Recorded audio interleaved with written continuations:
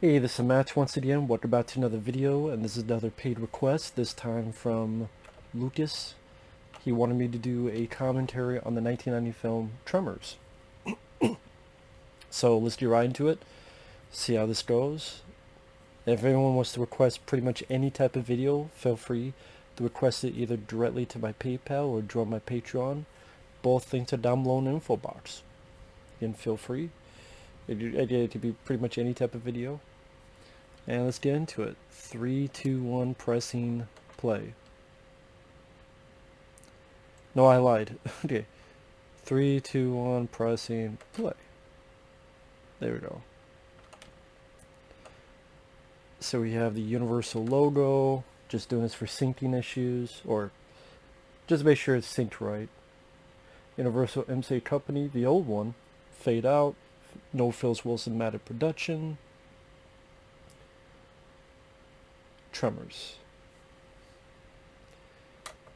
Now, Tremors is without a doubt one of my all-time favorite movies. Not only monster movies, but movies period, for a number of reasons. Number one, I think the characters are fantastic. I think the actors do their jobs well. It's one of those movies that symbolizes a blue-collar mentality, that commodity that is missing in a lot of movies today, where I don't think the blue-collar is shown. These are either people who are very, very pretty, who live in California, or they live in New York, or they live... Please move your ass. And it's represented here perfectly by Val and Earl, by Kevin Bacon and Fred Ward. This is one of my favorite bits here. Just, hey, what do you do to your friends? You piss them off. Stampeder! Stampeder! Get out of the way! Get out of the way! Hey, it's the guy from Graveyard Shift. No, not really. Shit. If you've seen Stephen King's Graveyard Shift, the bad guy in that does look like the evil version of Fred Ward here. But, like I said, you have really cool looking monsters. You have a great script. Very colorful characters who have personality, charm, charisma, relatability, and likability. And even little quirks here with the characters, where they both depend on each other. One sets the lighter, where are the cigarettes? So you have it there. Also, the score is very well done. I think it was two people that worked on the score. One did this sort of bit here, which fits, and then another person did more of the action-oriented score. Now, Kevin Bacon, he was in the original Friday the 13th. He was in Footloose. He had done a couple of films by then that had not done well. His wife was pregnant at the time, so he took this job. I think there was a big part of him that's like, oh my god, I'm doing this underground monster movie flick. My career is in the shit. But as the years have come on, he's grown to be very much a fan of this film. In fact, on the Arrow Video Blu-ray, I think the documentary is on YouTube as well. And he talks about how he's seen the film, and this is one of the only times he would actually like to play the character again.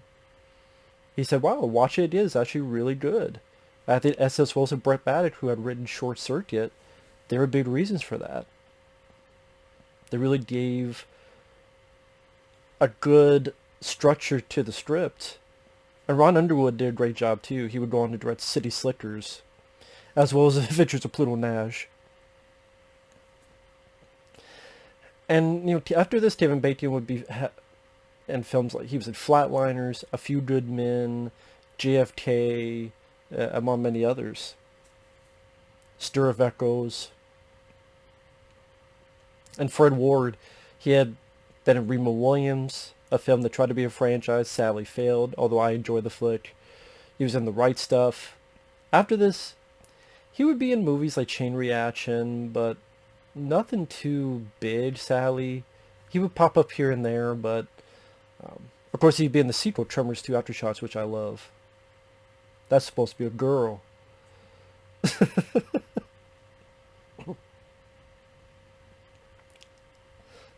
With there being a pickup truck. You will have long blonde hair, big green eyes, world-class breasts, ass that won't quit, and legs that go all the way up. Like, there's a certain bit of energy and personality to these characters.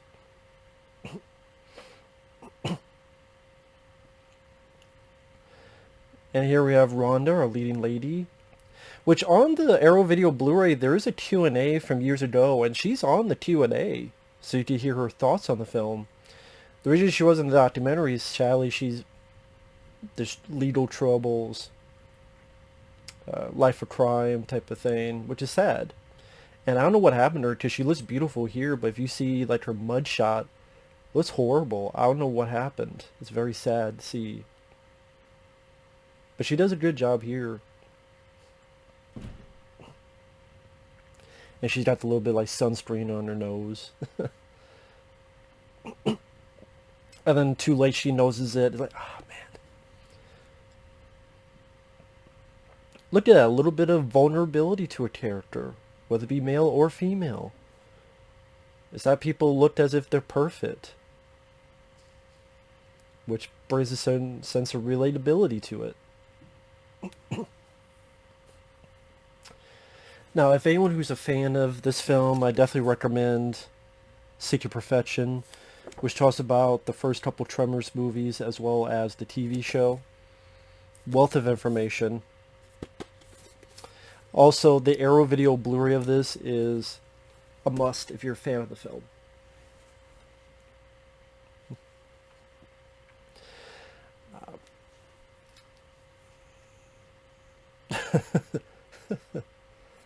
You never go anywhere. It's at the bottom.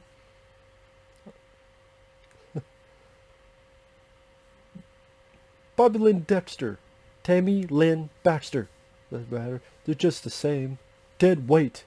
Ooh, I broke the nail. I've used that in so many reviews. I'm sure people are like, where the hell does that come from? It comes from this movie.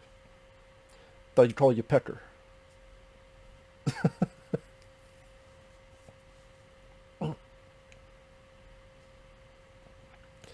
A really good looking cinematography, some nice beautiful wide shots of the desert location as we're in Perfection, Nevada. Population 14. Now I think one of the writers, the way they came up with the idea is they were sitting on a rock and they said, what if there was no way I could get off this? And you look at films like Jaws, you look at 50s sci-fi films, and doing sort of an ode to them. In my opinion, the right way. It's not go up to the camera and winking every 5 minutes. These characters feel real, but yet fun.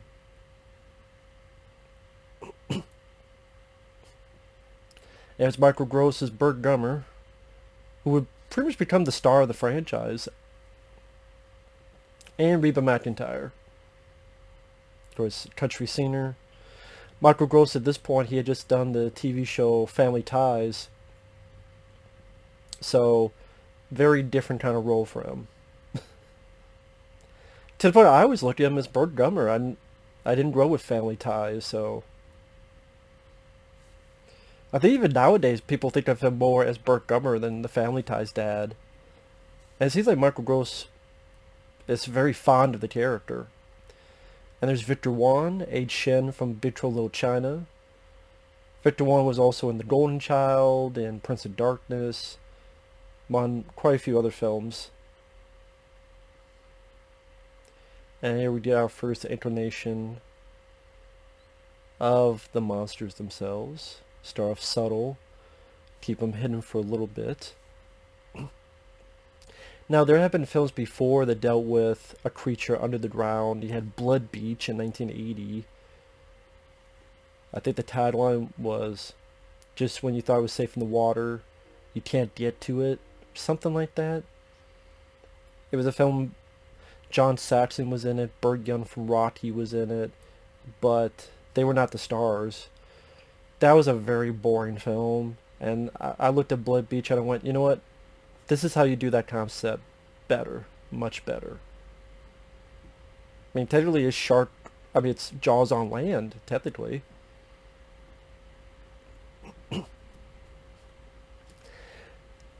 Now, I think the studio or someone was very adamant, like, are you ever going to explain where these come from?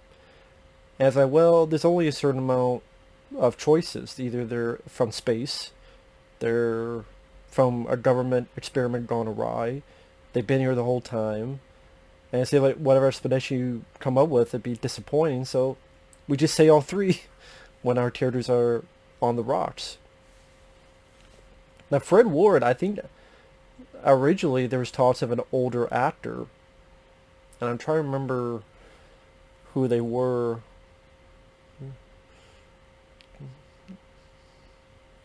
God, now I'm trying to think. But again, they were thinking of like an older actor for the Fred Ward role.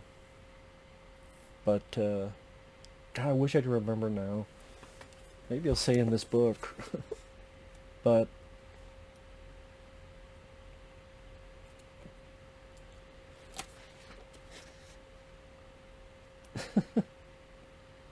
this is low.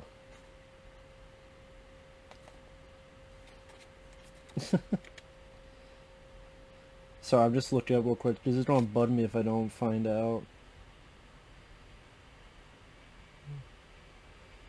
Uh, damn it. Oh yeah, people they looked to was James Garner, Michael Caine, and Louis Gossett Jr.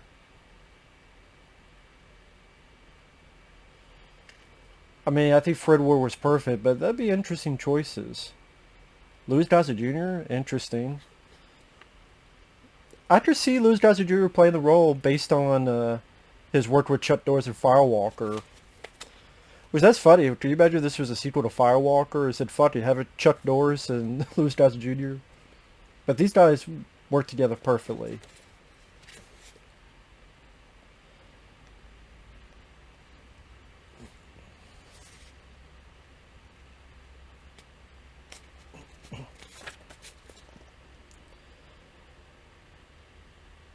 Finn Carter, she played Rhonda.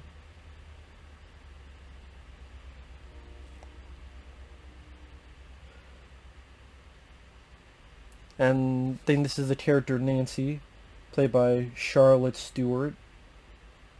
She was on the 70s show Little House on the Prairie.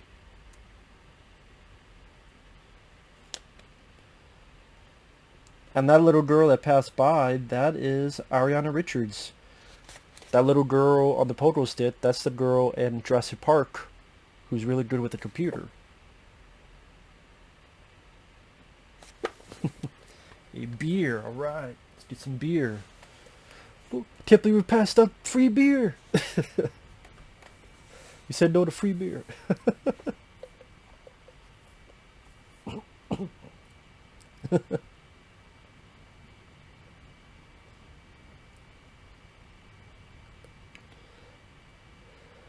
I mentioned the structure of the script. It's cool because you have these characters that just want to leave town.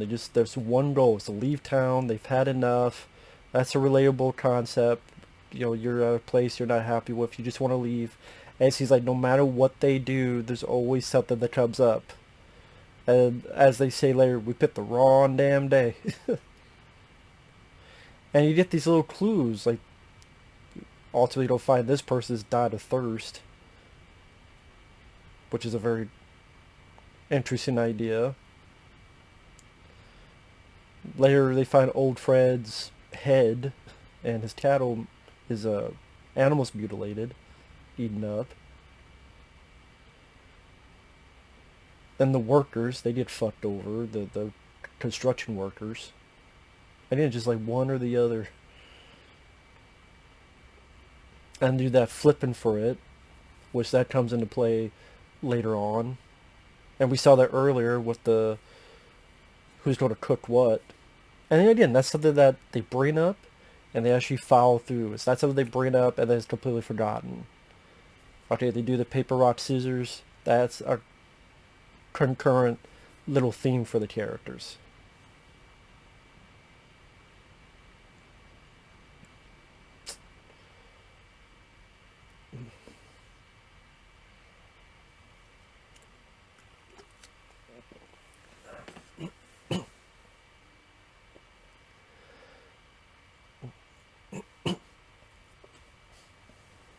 Thirst, yeah.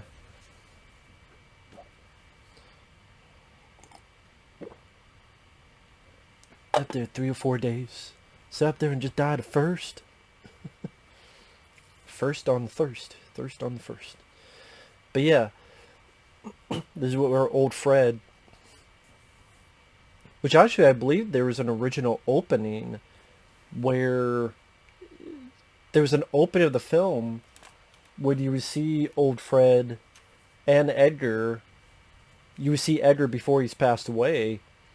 And I think the camera would go into some shed. There was like a cow or something in there. There'd be some rumbling. They enter and the cow's gone. Like there was a little bit of an original opening, but they cut it out, which is understandable. It wasn't needed. There he goes. See, and that's the thing. I'm fine with this early on not be able to see, not being shown it, because it does fulfill the promise of just wait, bear with us, we will show you the goods. And then to be able to show the creatures out in the daytime, and they still look pretty damn solid. Great.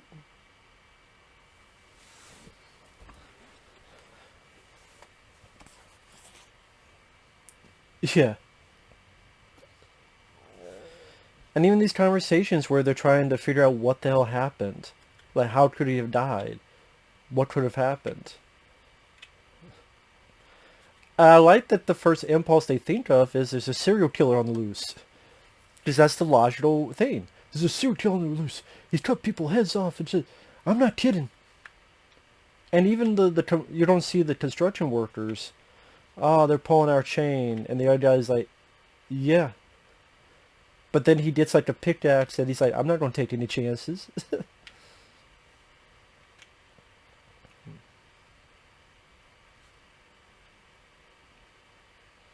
Again, a nice crane shot. Be able to show the entire location with both our characters in the frame.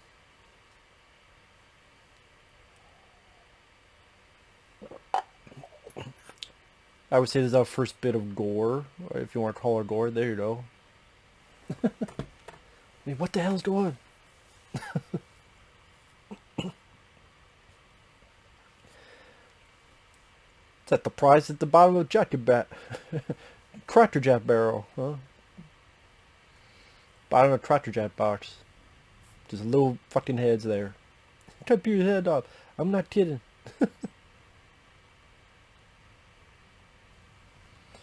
Now, I know amongst the troubles with the studio, one of the things the studios wanted was a shot of like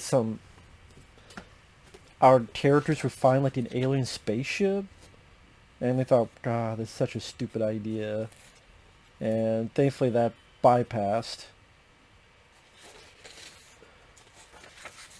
And this was really cool. I mean, obviously digging a trench, putting the jackhammer there, pulling it along. Make it seem like he hooked into the creature. Pretty good work with a stuntman as well.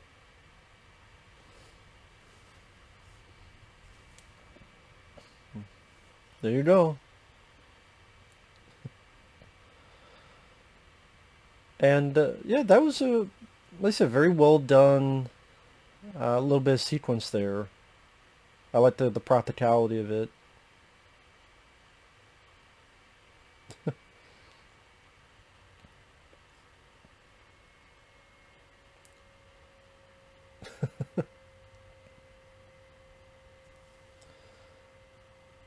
No one's telling Victor Juan anything.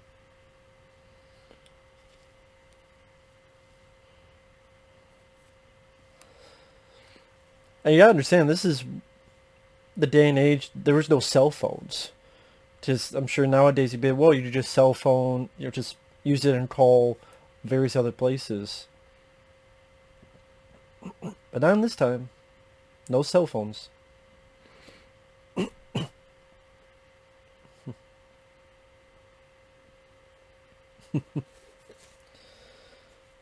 And yeah, it's like no matter what they do, they just more and more and more bullshit happening.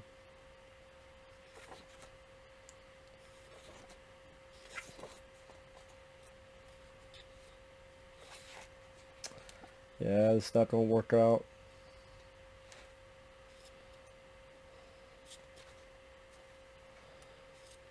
Nice big goopy stuff there. Thought that was a nice touch, having these little goops of, like, chunks of flesh. For all I know, brain matter, whatever left in there, in that helmet.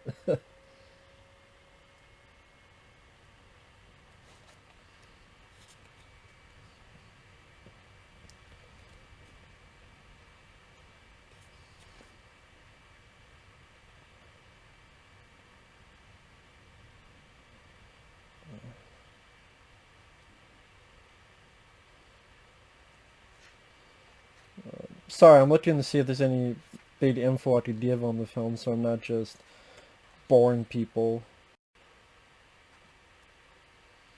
You shut up. Hey, I think he calls him baby. Baby.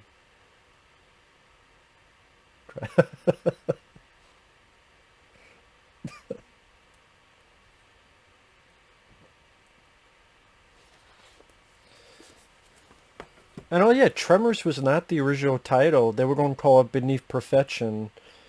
And someone at the studio got the idea to call it Tremors. And the filmmaker's like, Tremors? But Tremors fit. Tremors fit perfectly. Tremors. Like Beneath Perfection, I don't know, it sounds like I don't know, a crime drama or something. I mean, I don't know, it just sounds like Red Rock West. Beneath Perfection.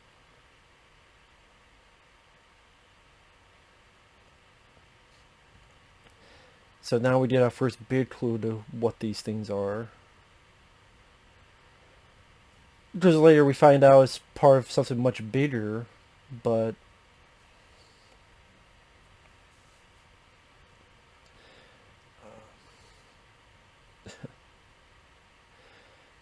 I get the idea within the film is that to make the audience believe that, okay, these are the things. We're like 20 some minutes in. Like, these are the creatures they got to deal with, these big snake-like things. And instead of realizing that there's a much bigger threat.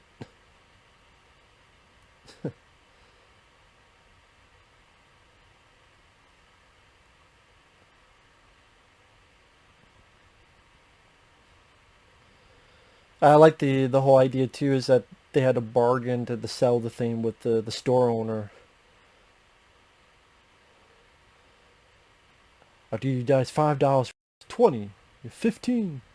All right, 15.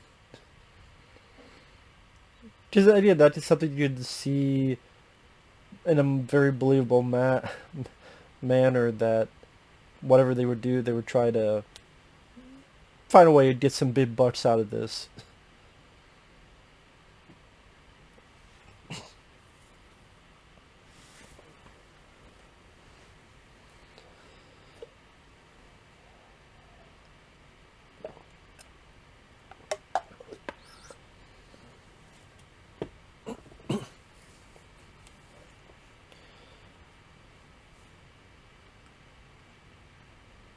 Here we have the doctor and his wife. We've seen probably like one scene before, so not too much.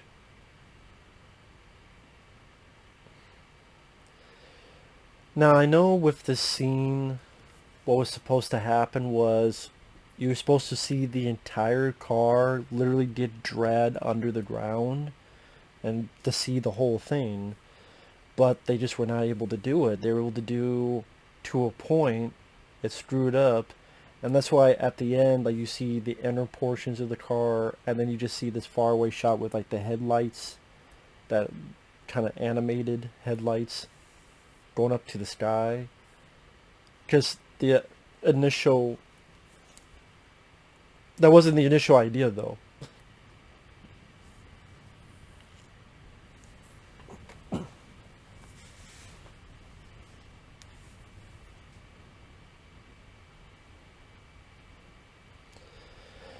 Now Tremors, like I said, it's one of my favorite films because of the combination of monsters and characters and just sense of fun, sense of humor, but there's definitely serious moments.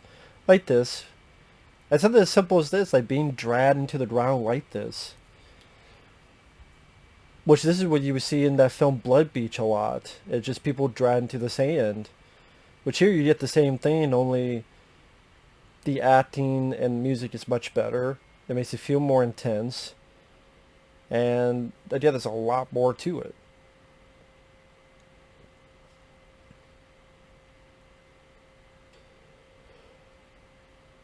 I would say the film is scary. I never thought the movie was scary, but I do think it was a lot of fun.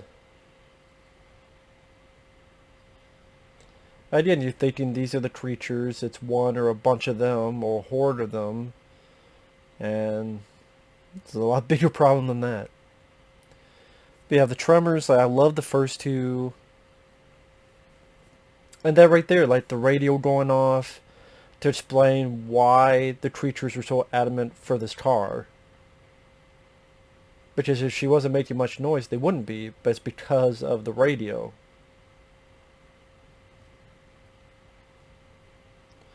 That radio was the death of her, honestly.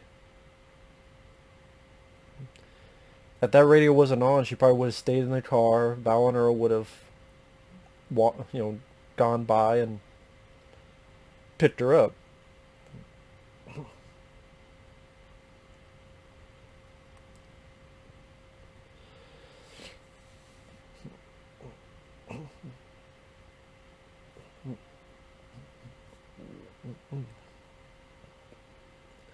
And it definitely shows how powerful they are to be able to drive this entire thing down. See, they a little bit and then cut away. And then you have those animated headlights. But you're supposed to see the whole thing pulled down.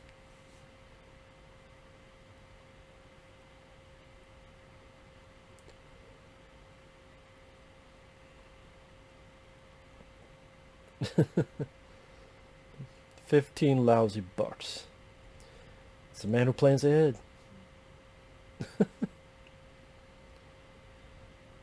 Again, you get a different variety of personalities. You have the blue collar guys, you have the survivalist guy and his wife, you have the douchebag kid here, you don't have the intellectual, which would be Rhonda.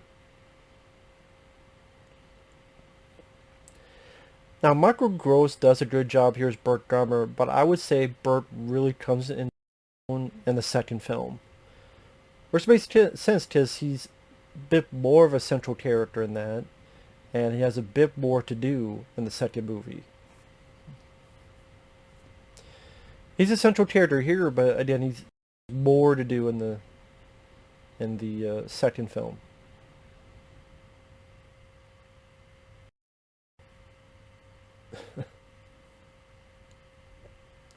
But Michael Gross really did sell this role of the survivalist guy, who in a way, is just loving this opportunity to go into his own personal war. And of course, the two that don't force into this situation is, of course, our two unlikely heroes.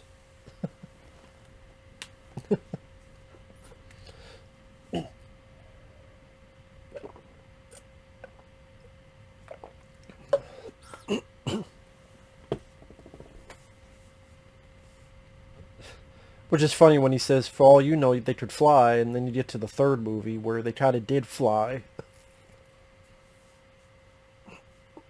Here's some Swiss cheese and some bullets. I don't know why. It's a very weird. That's not a line you hear every day. Here's some Swiss cheese and some bullets. I don't know why that makes me laugh. And of course, there's Bert Gummer with his Atlanta Hawks baseball cap. Well, baseball. It's not baseball, but anytime I think of cap, I think of baseball cap. But Atlanta Hawks not base. Yeah.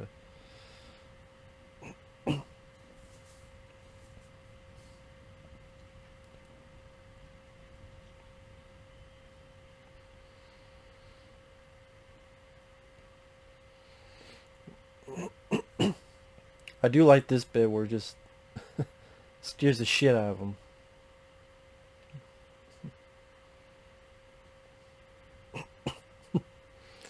One of these days someone's going to kick your ass. Fucking Melvin, man. He's a really big Melvin, too.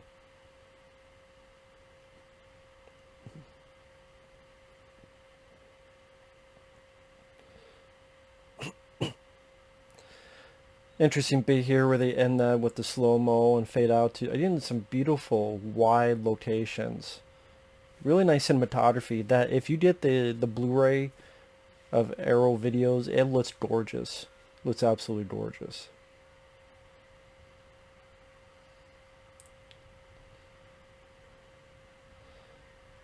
But yeah, the Tremors films, I love the first two. The third one is when it really starts slipping, and I'm not really much of a fan of the films after that. And TV show, there's not much there for a TV show.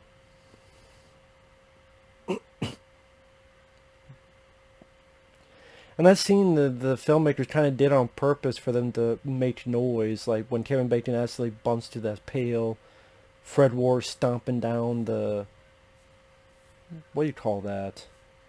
It's the piece of wood behind him on the ground. Walkway. That's a good fucking radio to last that long. Again, that some great batteries on that fucking radio.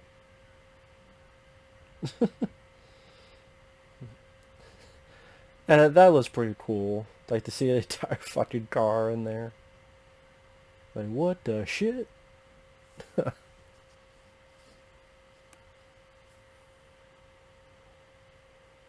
Walk the horses. In 1990, you had a lot of films come out. You had Child's Play 2, you had Total Recall, you had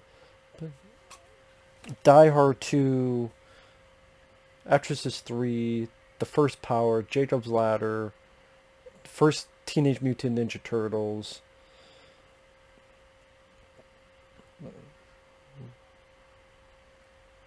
Dick Tracy. I think Dick Tracy was 1990.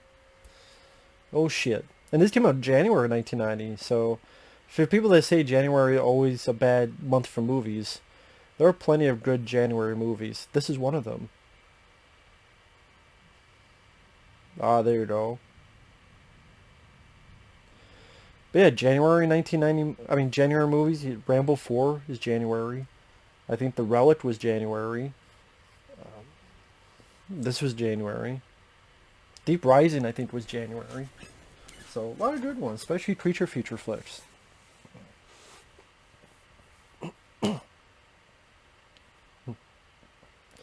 Oh, shit. This is a big reveal. Nope, just one. And that looks fantastic, man. I don't care what anyone says. That looks absolutely fantastic. The way that was done. CGI cannot beat that. I'm sorry. I don't give a fuck what anyone says. CGI cannot beat this. Because you cannot get more real than real. It is real. You can't get more real than real.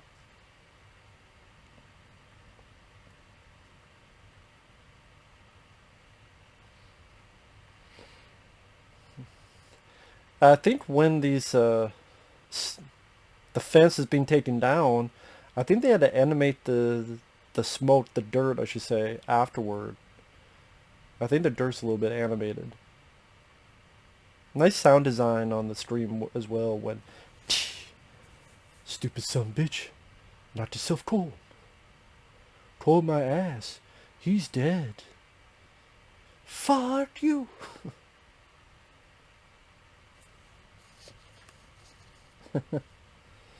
We killed it.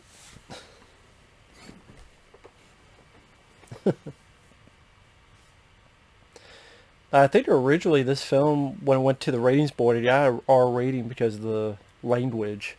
That's why later on you'll see a bit wanty dubbing.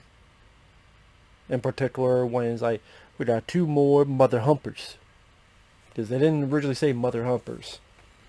But they figured, well, if you cut this and this and this, it'd be PG-13. And they figured, okay.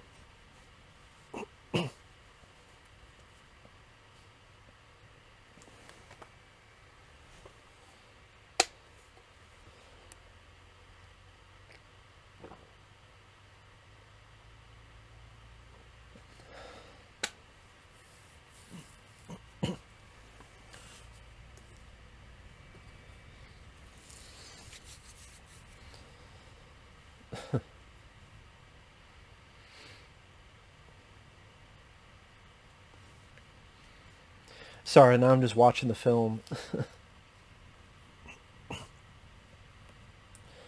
Hey guys, I found the acid. We're not there yet, but here we go. Nice camera to reveal the full body of it. All done in one shot where you pan from the head protruding through the wall and then showing just how big and long this thing is. And they did credit to Alec Gillis and Tom Woodruff Jr. and those effects guys.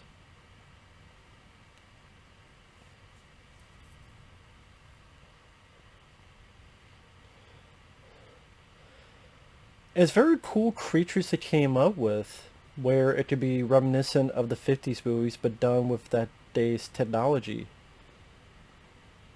And explain the creatures of, oh, they go by sound, they use those spikes to help move, and they use the tentacles in their mouth to search and pull people down.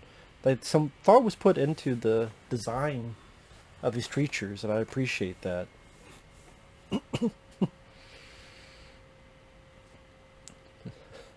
And again, this whole thing, like, talk about business.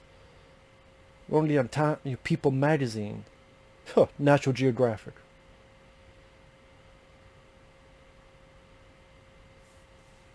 I just the way Kevin's like, what? What?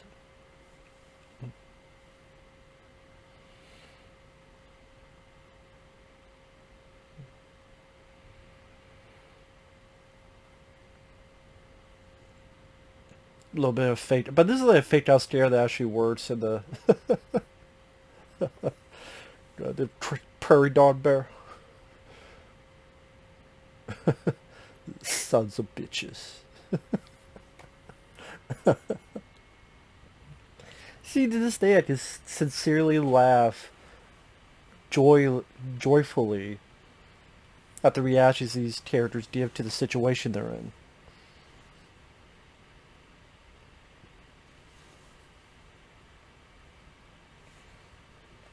Oh shit.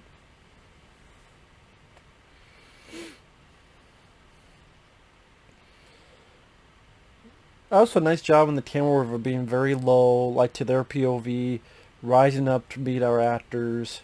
Oh, it gives a certain style to it.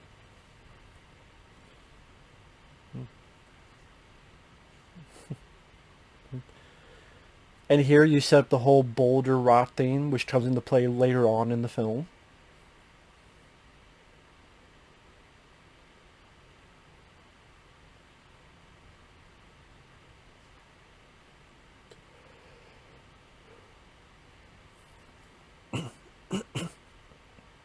And they have to figure out what the hell to do next.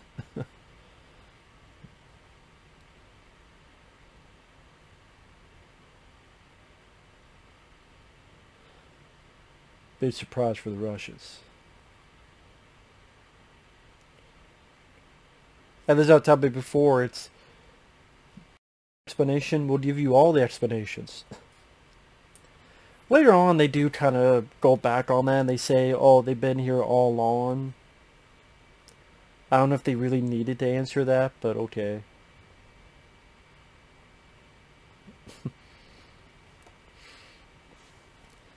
Just even Fred Ward gets pissed, like, oh man, thought they were from outer space.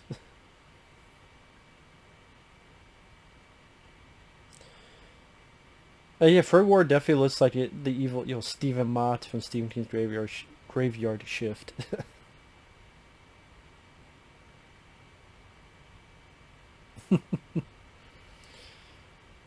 Why do we always have to be me?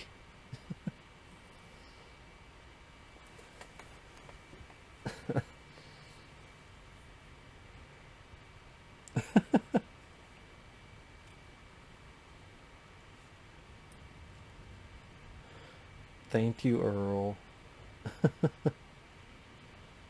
Oh shit.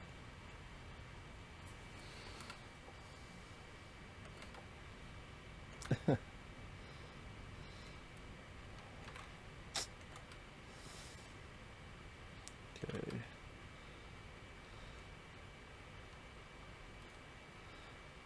Sorry if it seems like I'm doing something. I am. I'm having to multitask because of what's going on, so I apologize. So we're stuck. That pisses me off.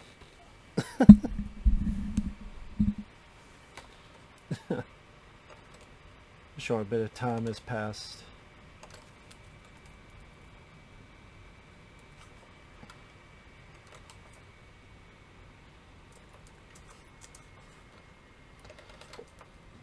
Which it just makes sense. I mean, you'd have to assume that's going to come into play sometime.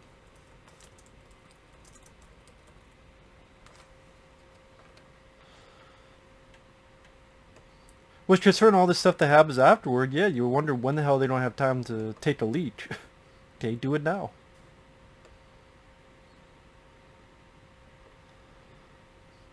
I love this piece of score too. Very sweet guitar,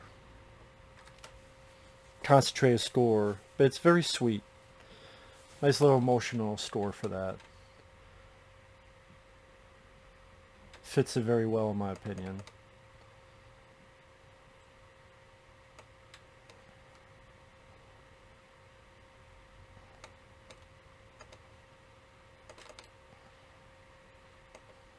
Okay.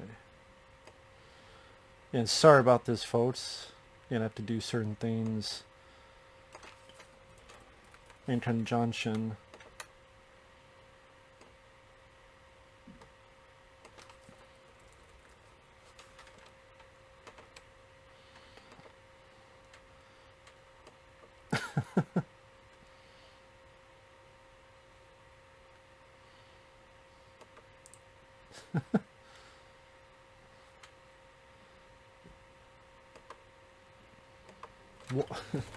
Why do I have to do all the thinking?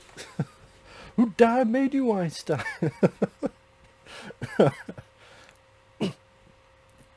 Now, granted, I don't know why all those sticks are there by the boulder. I mean, they do look like, you know, supplies, fencing supplies. And we did see them earlier try to fix up fences. But again, like, you see all these sticks there? Like, where the hell did these all come from? What if they weren't there? But I guess you just go with it.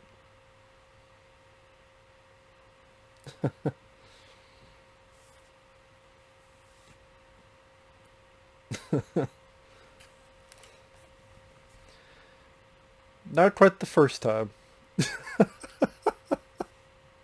I think there's a certain relatability to that. They didn't make it the first time. One falls on his ass doing it. That's pretty good.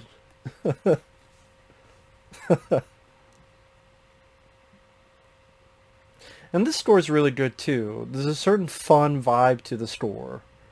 Like I said, you have very good, likable characters. I don't know why that's such a problem and such a incredible notion nowadays. Because that's what makes or breaks a film in the long run.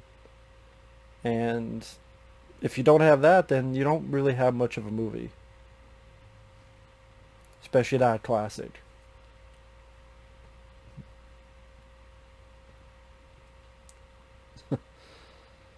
Oh shit. Punched the shit out of that one. Holy shit.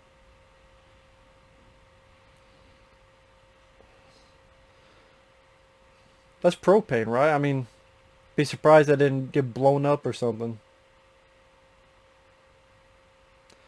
That's pretty damn good driving considering her predicament.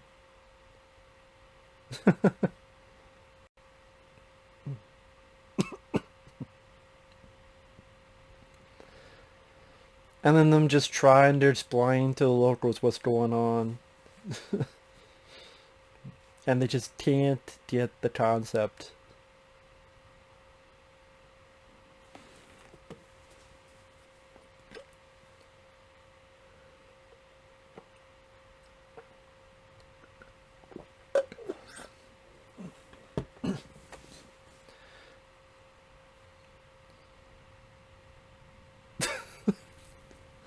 I mean, they don't know what the hell unprecedented actually means.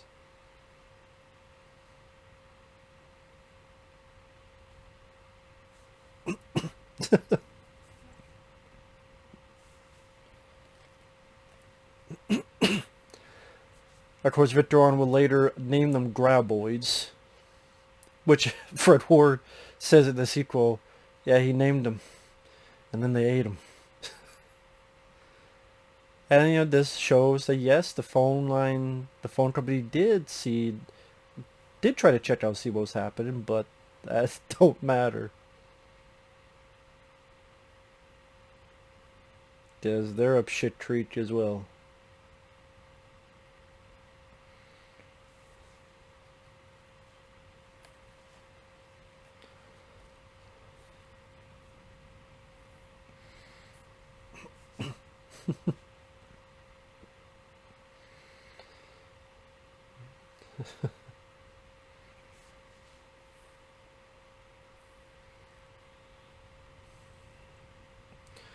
This guy got the head in the sand syndrome. And Kevin Bacon is literally said, "Why you wake the fuck up? Look at the shit, you stupid motherfuckers here. And this is right for us, you dipshits. They got this motherfucker here, they got this motherfucker there, they killed those two some bitches right there, and they got this motherfucker right here. This is one goddamn smorgasbord. We need to get the fuck out." Sorry, that's the R-rated version.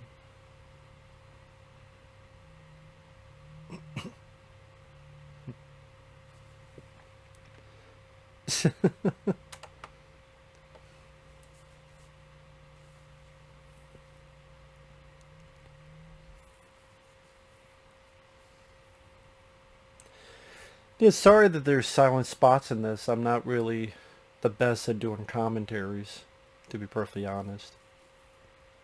Because I didn't make the film. I mean, I could read a little bit from the book when I'm... Could do that. That way I'm not just boring people.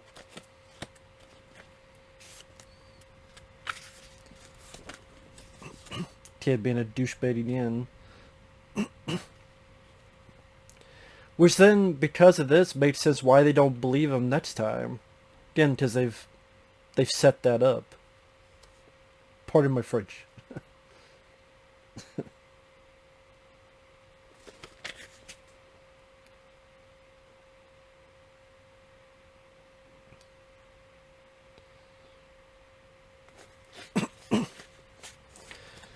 Wow, this is when the shit hits the fan. See why they don't believe him at first. Which is good writing-wise, because it gets him outside. Gets him vulnerable. Gets almost everyone outside. And they realize, uh-oh. Oh shit moment.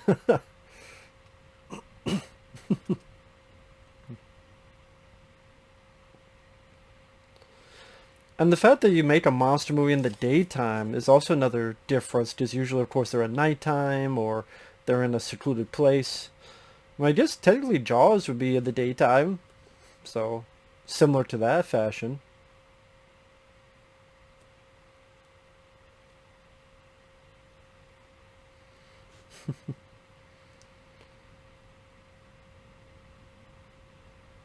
I think soon you'll... Again, that's a little bit of that tension. Check it out the place. Teasing, where are these motherfuckers at? I know they're here. You can't hide from me, sucker.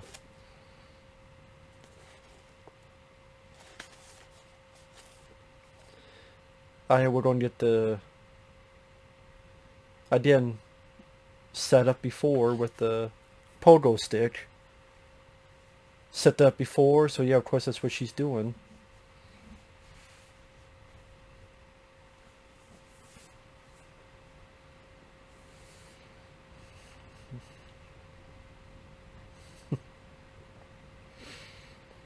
Nice POVs of the Grab Boys as well.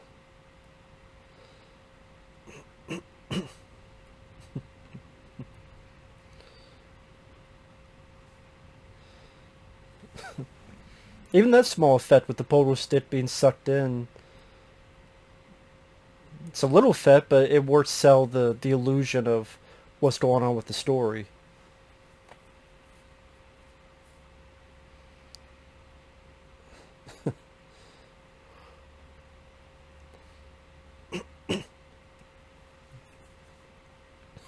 Just when you think the situation is bad enough, here's another one.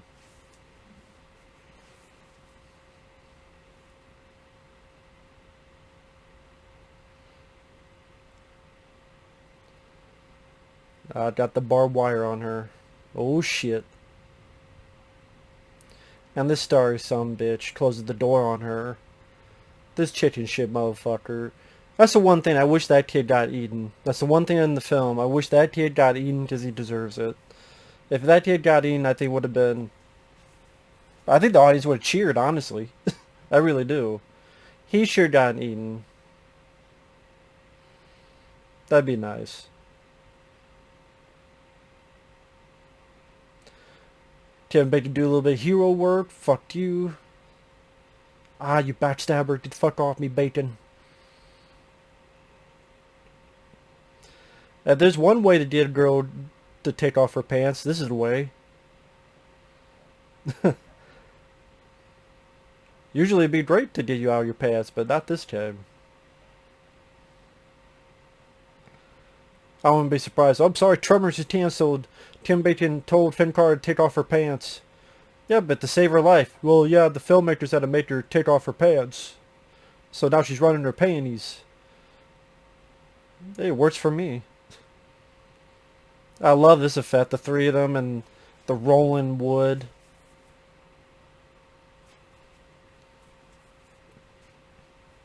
Well directed too. I love the camera angles used on that.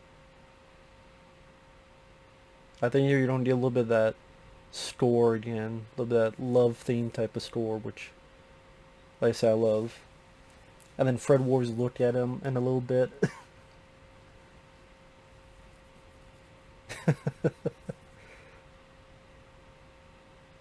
Yeah, there you go. And then looks at Fred Ward.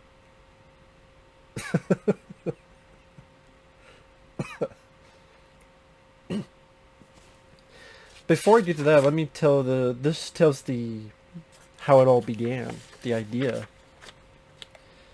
A boulder in the heart of the Mojave Desert may seem an unusual location for a multi-million-dollar film franchise to have its roots, but little about the complex history of the Tremors franchise could ever be considered normal. 150 miles north of LA and surrounded by the Sierra Nevada, coastal El Paso, and Argus Range mountain ranges, the Naval Air Weapons Station.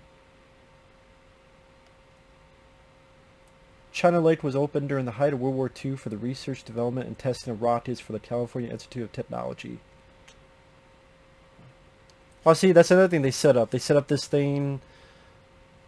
It's annoying that needs to get fixed. Sally didn't get fixed, and then here they go. I think they build up the situation. See, now they come to town. Now they're crashing into the buildings. Now they're ready to take down the buildings. I think it's this escalation. This is like no matter what the terrorists do, it's always one more worse and one more worse for that the bad guys or the villains or the creatures are trying to get at them. Plus another point of the body count. And then you see when Victor Wong was pulled in, his leg was so bent that it's pretty much right here next to his head. Nice little detail.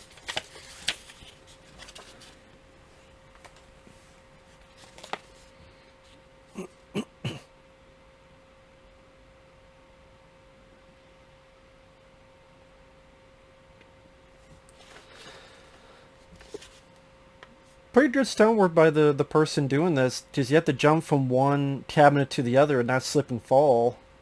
And it's not really the most wide open spaces, plus you got a bunch of shit in the way.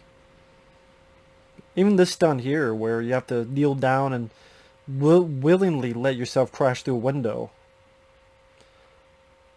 There you go. Boom.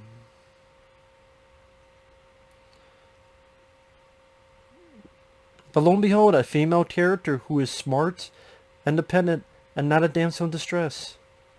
Go figure.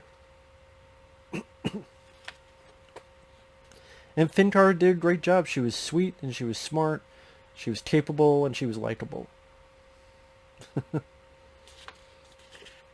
Anyway, the reason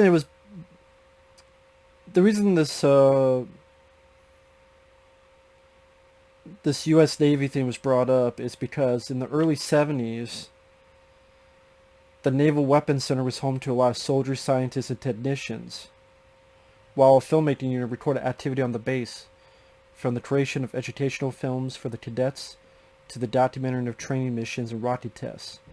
One member of the unit was S.S. Wilson, a young editor who had signed up for a summer job with a naval film company located at the center. He was used to wide open spaces in Oklahoma. He explored his surroundings.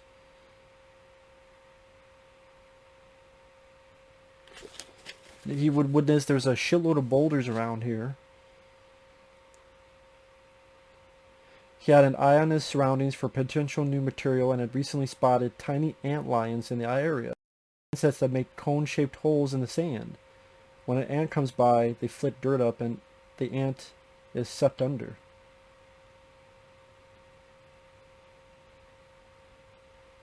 Ant lions, huh? When the ant comes by, they flick dirt up and the ant is sucked under. One day I was sitting out there on one of the boulders and thought how interesting it would be to have something that moved through the sand like a fish. I turned it off the rock. He scribbled the idea onto a scrap paper under the title Land Sharks, published it and pushed it in his back pocket and scrambled down the rock. And for now, this idea would have to wait.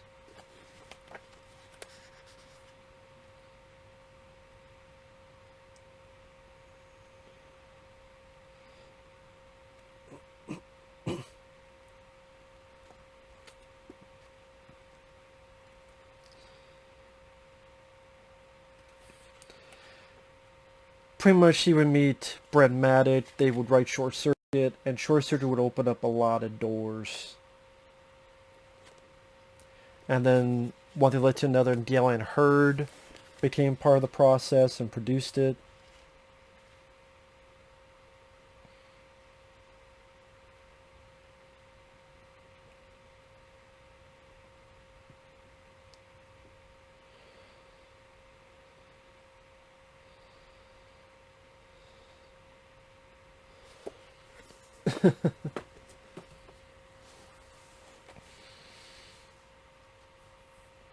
Uh-oh.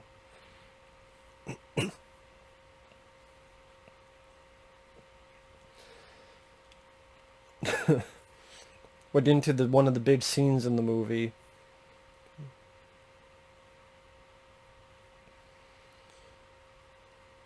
Oh shit. At least they do believe for a bit and they rack up their guns and they get ready. And they kind of doubt, like, where are they coming from?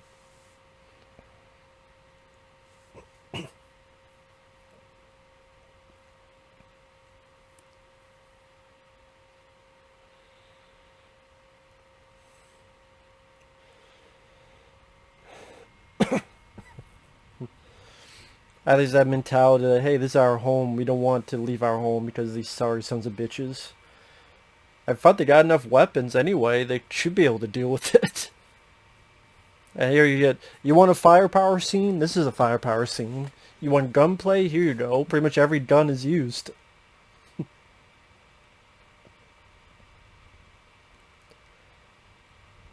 And then the reveal they're still alive by hearing the gunfire. And like, what the fuck?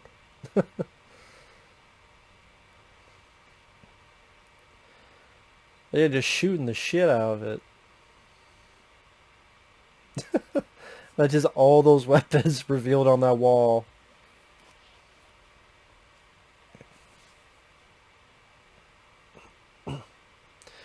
And these two people kicked fucking ass during the scene, man. This worm is like, fuck, man. Give me a break. Stop shooting me. That's the only shot that's a bit wanty with Michael Gross, and then you see the creature is in the same shot. That's a bit wanty. I don't really think you needed that shot. You really didn't. That's the only shot. It's I forget where process is, but it doesn't fully connect. But the rest of the scene is great. I mean, the creature moves naturally. You see stuff getting shot up. Even parts inside get blown up. Like I said, all the different kinds of weapons, doing this fucking flare. And then this bird is like, leave me alone. I'm done, man. I can't get out. Get me the fuck out of here. Ooh, shit. One more. Nice. The elephant gun, as they call it.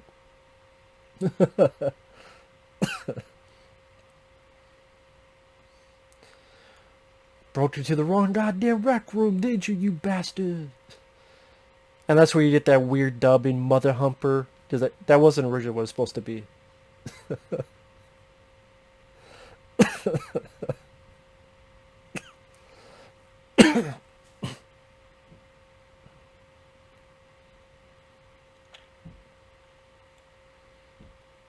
Two more, I repeat, two more mother humpers.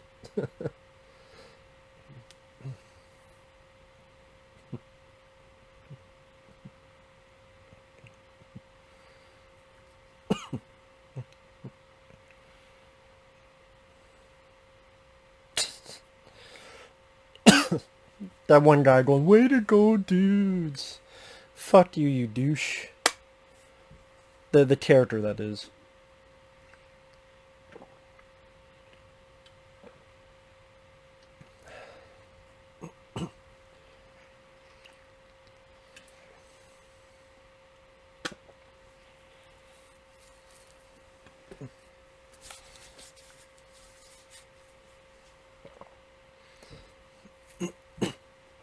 Yeah, it didn't quite work out then and there.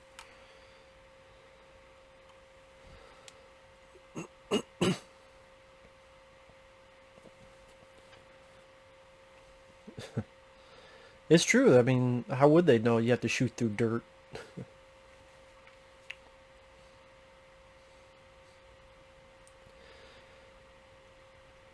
Now, Tremors 2 Aftershocks, I think, is a very worthy sequel. Fred Ward comes back. He does a wonderful job being the lead this time. I love the extension of the life cycle where it becomes the Shriekers. I thought that was rather cool. It still is a funny movie. Still has a good sense of humor. And for the budget, and for a direct-to-video film, it's actually a pretty good-looking flick. And there's some dodgy CG, but there's still a lot of practical. And it still has a sense of fun. And Christopher Garden, not nearly as good with Fred Ward compared to Kevin Bacon, but he still made it his own. And see, now it's like, what more can be, what is that's going to happen? They go into the store, down the roof, now it's take the whole fucking thing down. This rising of tension, this escalation, where it's like, what the hell, what the hell's going to happen next?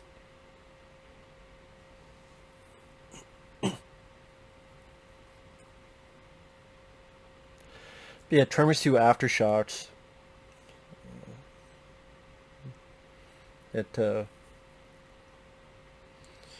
Very worthy sequel. Tremors 3, so at best, but you could really feel the direct-to-video budget behind that. And I like Michael Gross. As a lead, I like him, but to not have a Kevin Bacon or Fred Ward in there, I think hurts it a bit.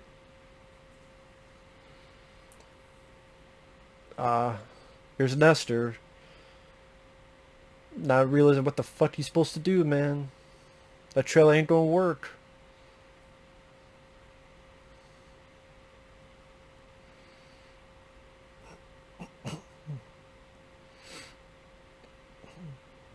Oh shit. How stupid this guy is. He just goes his fucking tire. No, that's not good enough.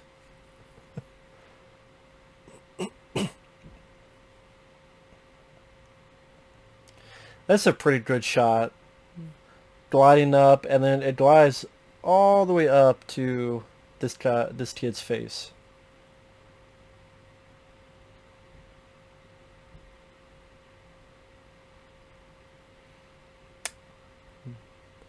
You do something, kid.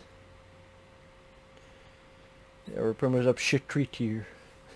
We're in deep shit here.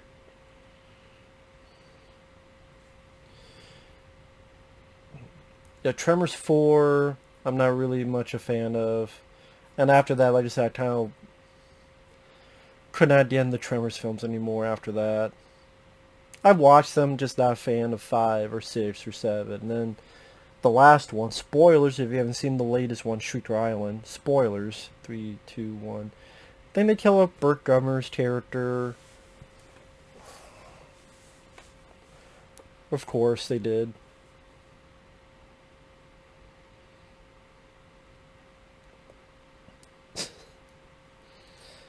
And they fuck up their truck as well. They somehow just knew. They could just somehow have some kind of spidey sense. This. uh.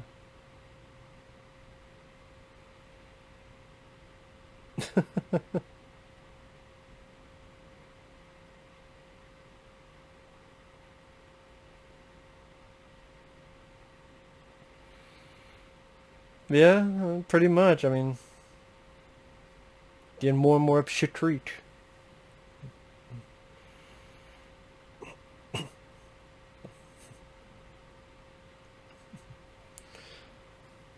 The cat.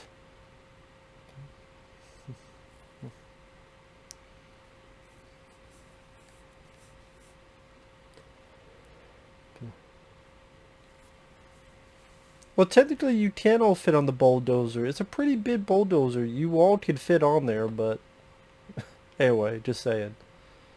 When you look at the boulders, how big it is, you all could fit on there, but just saying.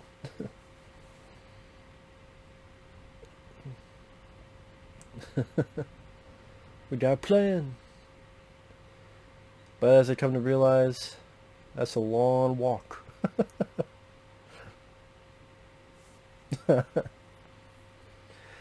Now, I didn't grow up much with 50 sci-fi films. I liked them. I liked The Thing from Another World. Uh, wasn't a fan of the original Blob. Wasn't a fan of the original The Fly. I prefer the remakes more. But the few I've seen, I don't mind some of them. But yeah, the 80s and 90s are my personal preference when it comes to movies and monster movies. Damn. This. Better go with Medel's plan.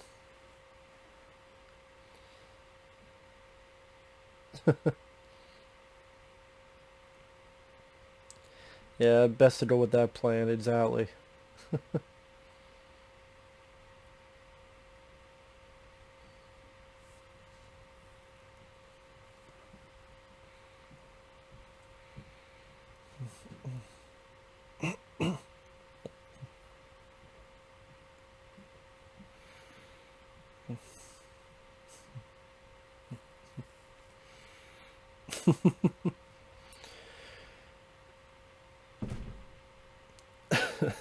I'm older and I'm wiser. Yeah, you're half right. And that comes into play one more time. Damn, I lost. Just gotta go.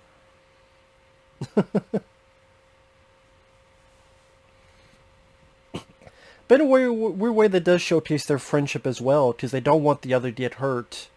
It's like, I'll put myself in danger. No, I will put myself in danger. So it's a nice camaraderie between the two. It's actually rather nice. Sort of brotherly love, in a way, between the two. Yep, this one is doing it too.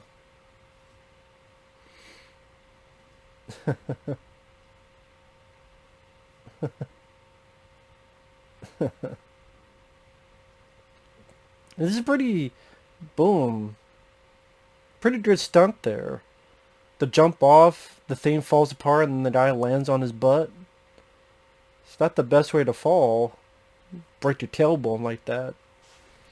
Man, pretty good stunt. Seems simple, but you try doing it.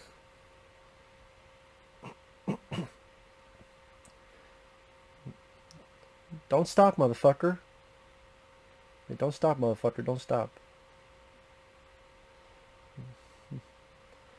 Oh yeah, that's a cool shot too. To go into the ground.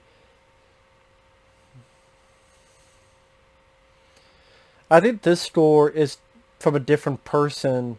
The guy who does the score, like the beginning section, like the more guitar. I think this guy is a different composer. I believe.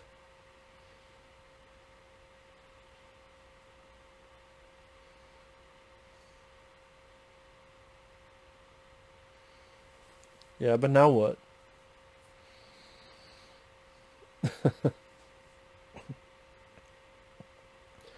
Make some noise. We're gonna make a lot of noise.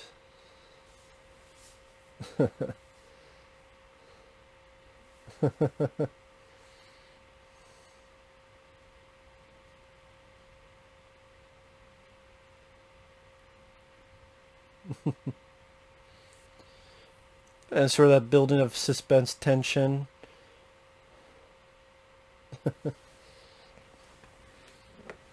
Let's see, is there anything I can get out of this? Let's see.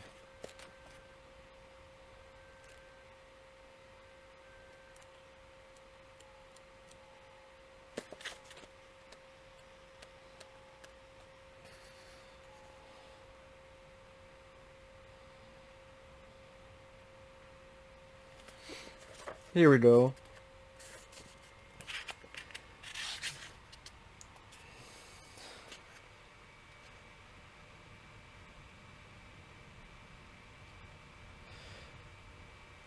Someone had come up with the idea that maybe the creatures came from outer space. They were shooting some stuff for it. The full sequence would have been the camera zoomed down from the sky and hurtled along the road before stopping dead center on a close-up of a rabbit, all in one move. Suddenly, a coyote came running out of the desert and grabbed the rabbit before what sounds like an earthquake causes the tassels on the billboard to spin and the monument to fall apart. As the coyote howls and runs away, a puff of dust in that distance is the telltale sign that a graboid has just eaten it. Yeah, we didn't need that. The way it ended, there was no kiss, but the audience really wanted a kiss, so they brought Fred Ward, Kevin Bacon, and Finn Carter back so that Kevin Bacon and Finn Carter could kiss.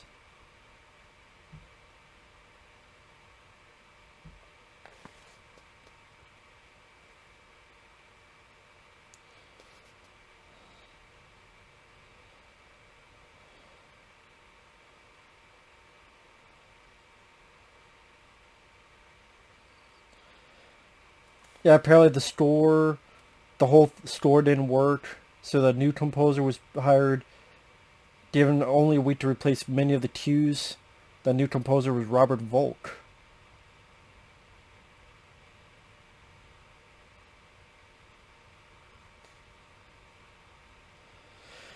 She felt like some of the action scenes should be punched up and brought in her own composer.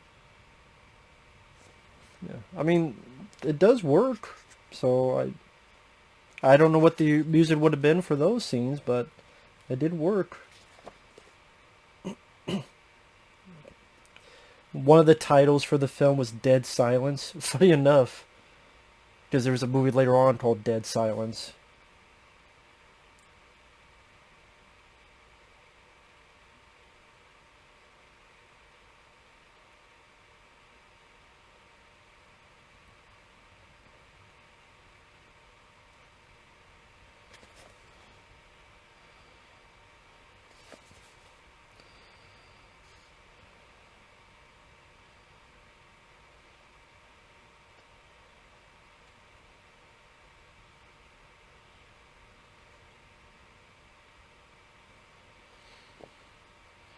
During a screening, the studio brought in a horror audience to watch a film that was supposed to be funny.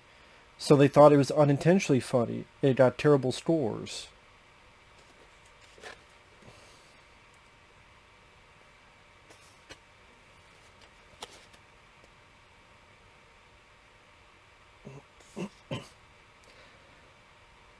Yeah, if you go into this thinking it's going to be a hardcore horror film, then yeah, it's not supposed to be.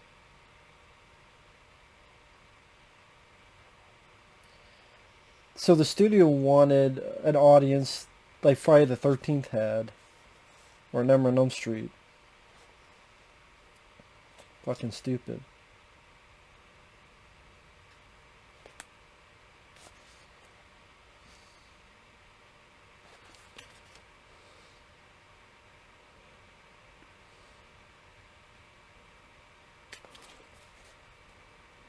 Actually, I've never seen this as an idea for a poster.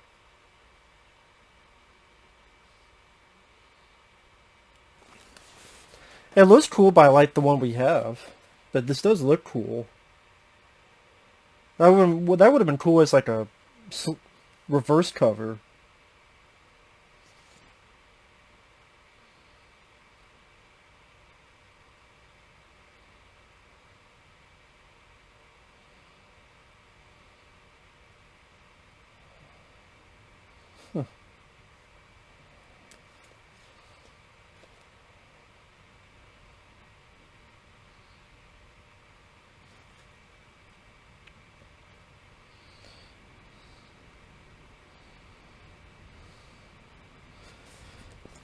Yeah, opened January 1990, grossed 3.7 million on its opening weekend.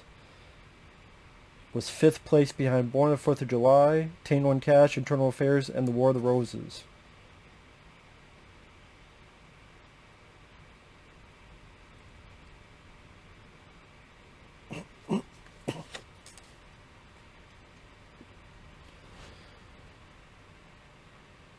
Yeah, pretty much how I wasn't there for too long, then it was gone.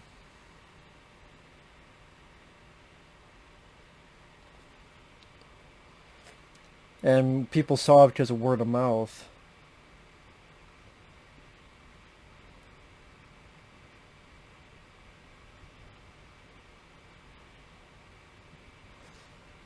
Huh.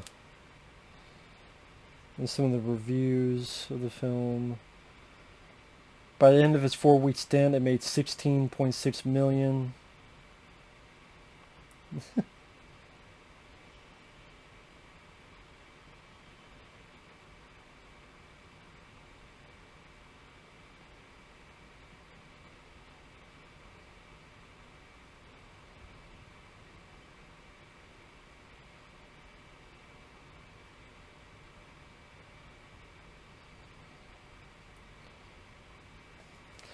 Of Tremors, this is Kevin Bacon.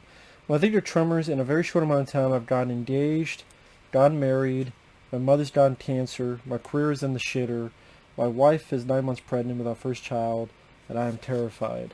That is Tremors.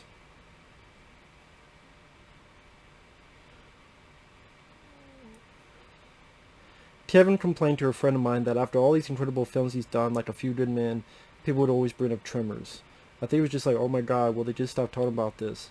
But he had a great time doing it. And today, he feels more comfortable saying, I liked it. It's always hard for me when something's just done, I look at it with a super critical eye saying, I wish I'd done this or that. In retrospect, it does hold up. It really is a good film. It's subtle in its humor at times.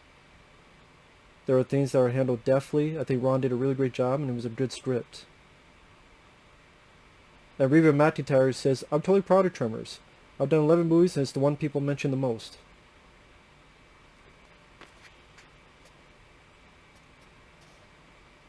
Huh.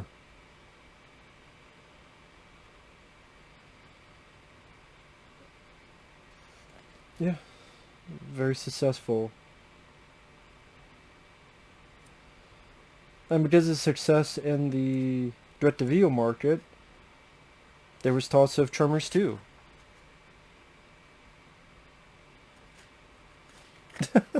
You asshole.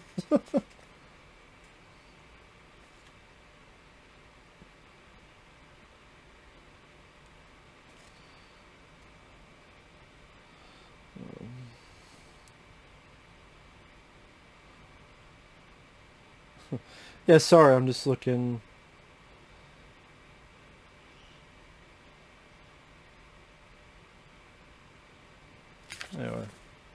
You asshole. There's no bullets in this. Got you running, didn't it? And so now we're back to the boulders that we saw earlier, so we know now that they can't get up the boulders.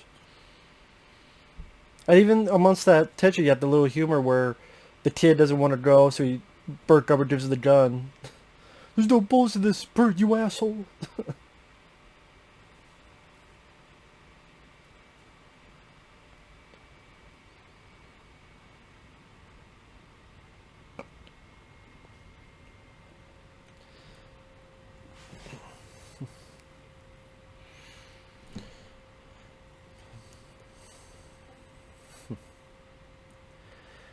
But yeah, I mean, I know we're getting to the end of the film. We got about 10, 15 minutes left, but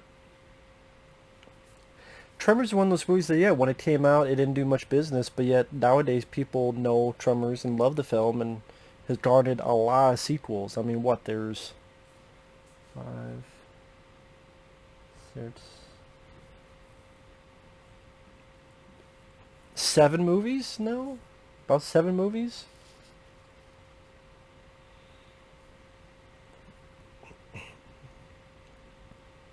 TV show, then they did the pilot for the Kevin Bacon show, which never happened. Like, they did a pilot, but they never released it. Didn't get picked up for a series. And you know, got a Blu-ray from Arrow Video.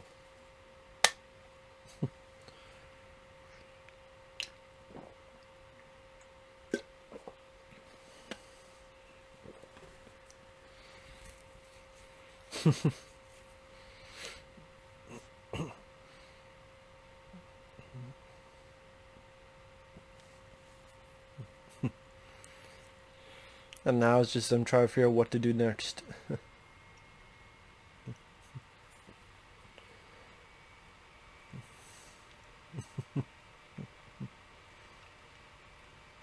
Boom.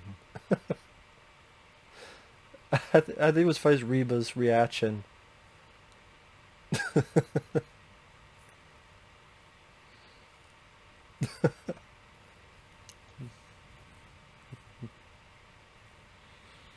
And there's Fred Ward coming for the win with the ideas. I think this is the line where he's like, it's my cannon fuse. What do you use it for? My cannon. Yeah, I think he's right here. My cannon. We never did get to see his cannon, though. Not even the sequels. Never got to see his cannon.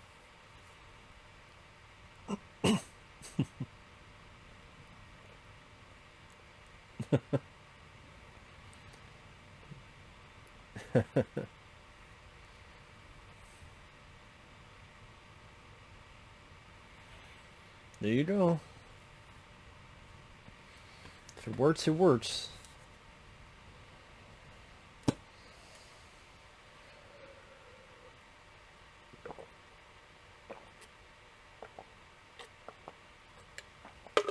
Bullseye.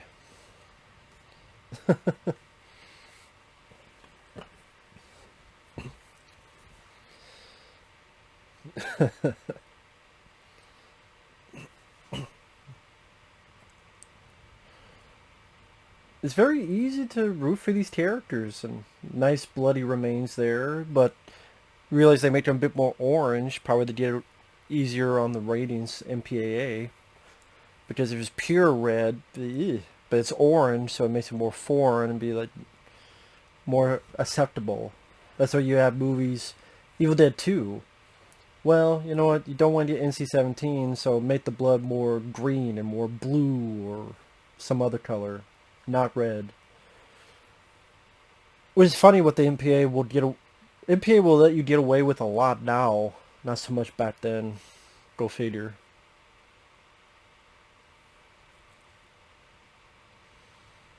Here we go.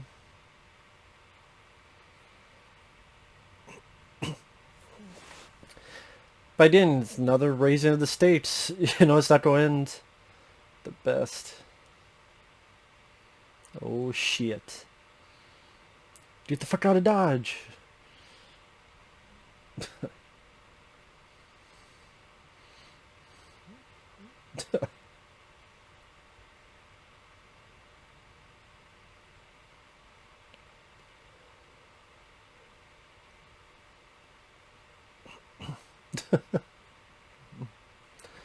The fuck you do it out there for?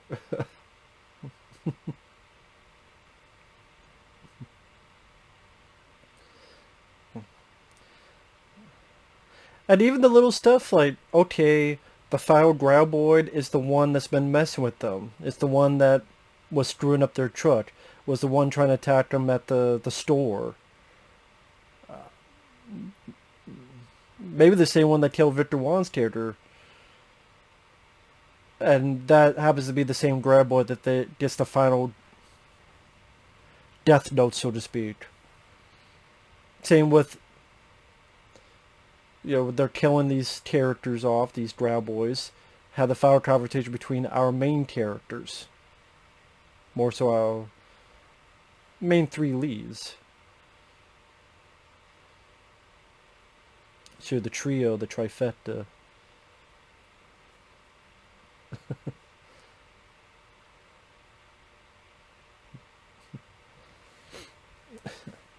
And Kevin Bacon has the right idea. What else you don't use it for? So what? We Pterosaurs would die of dehydration. Be dead, thread. I want to live with the 3 days. I can't help it. I'm sorry. I've seen this film so many times. Countless times on VHS tape. Watched it when the DVD came out. And the DVD had like the old documentary. The era video. It's sad Fred Ward never talks about any movies. Fred Ward just somewhere. I don't know where he's at. Finn Carter, because of her legal troubles, she couldn't be interviewed. Didn't see a lot of stuff with Michael Gross. I don't know if he was busy doing that Tremors Shrieker Island or what the deal was. Which is too bad. There's a little bit though.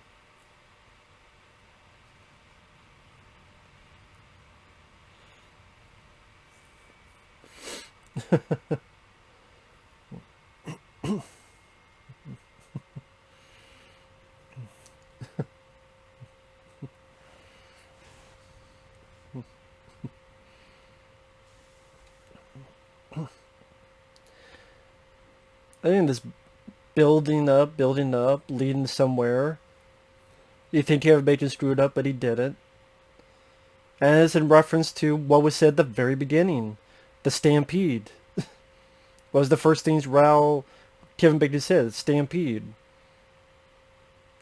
Can you fly, sucker? Can you fly?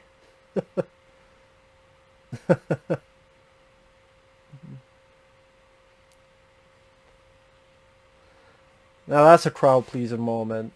Great effects, even when it's coming down and it's screaming. It still holds up to this day.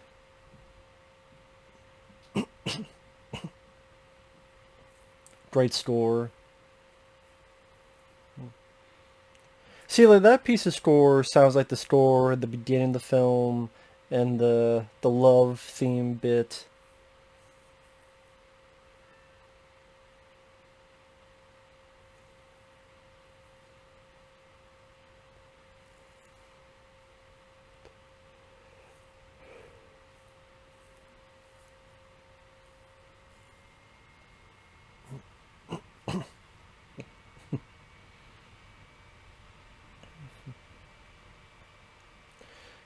There's a shitload of people back there. People magazine. And they do, by the sequel. You see magazine covers of them on People magazine and I think also National Geographic, so that makes it even funnier. It might be like this picture here.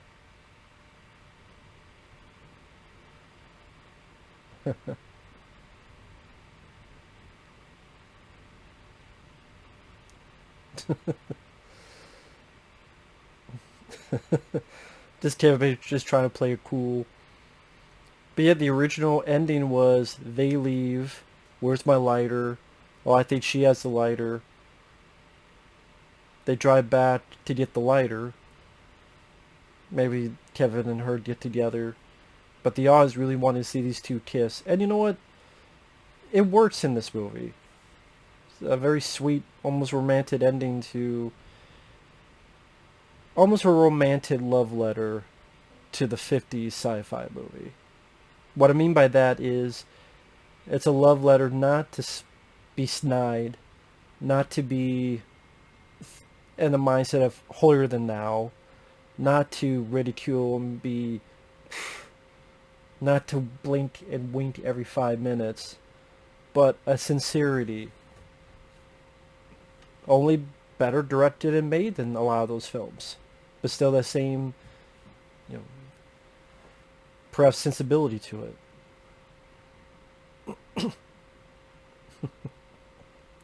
So this is the reshoot, the additional shooting.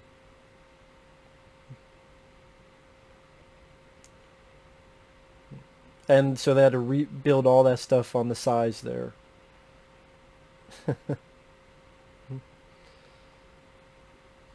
And you have a Reba McEntire song. So, what more can I say about Tremors that hasn't been said? It's a classic. It's one of my personal favorite films. I love it to death. I love the characters. I love the dialogue. I love the personalities. I love a lot of stuff that was brought to the table. You know, the effects work was solid. The action scenes were entertaining for what they had to be. The characters were likable and they were relatable. Just 100% relatable. And sadly, that's not something that happens a lot nowadays. You don't have a lot of blue-collar characters. You don't have a lot of folks in that capacity that are easy to relate to. You just don't. And sadly, that's just the way of things nowadays. But I love Tremors to death. Thanks once again, Lucas, for the request. And we will see you guys later. Bye-bye.